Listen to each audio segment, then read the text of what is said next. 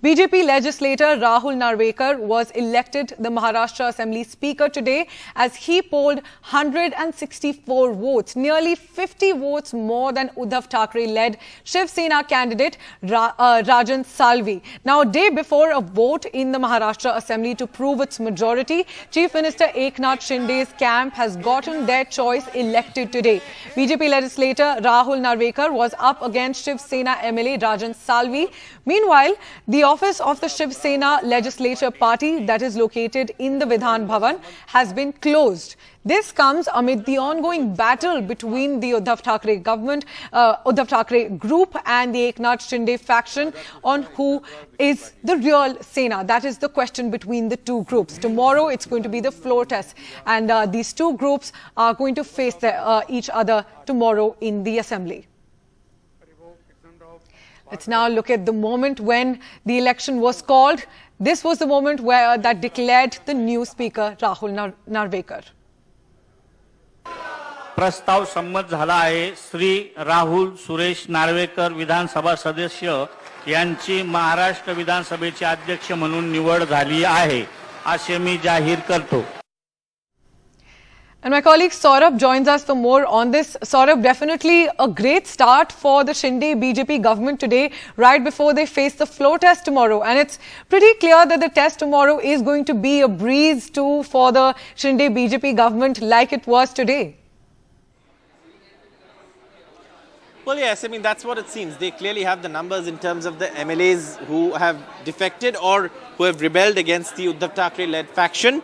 And what we saw also during the speaker's election is that a glimpse of this, divide was also there. Because what we saw was that Deputy Speaker Narhari Zirwal had taken on record that the rebel Shiv Sena MLAs voted against the whip, which was issued by Sunil Prabhu during the speaker election.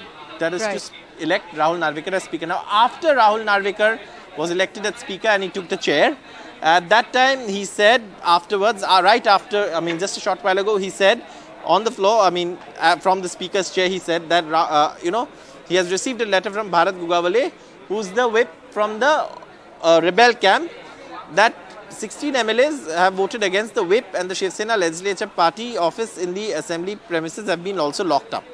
And what Mr. Narvekar said as speaker was that this also has been taken on record. So, what does this all signify? The fact is that there's still a battle on. The battle is not over. The drama is not over. It's still going to go on. And right now, the battle is on for the Shiv Sena party. Who's the real Shiv Sena? Is it the rebel group led by Eknath Shinde? Even though they have 2/3 of the majority of MLAs, which is the legislature party, the party itself is not firmly behind them. Majority of the party functionaries are still behind Uddhav Thackeray.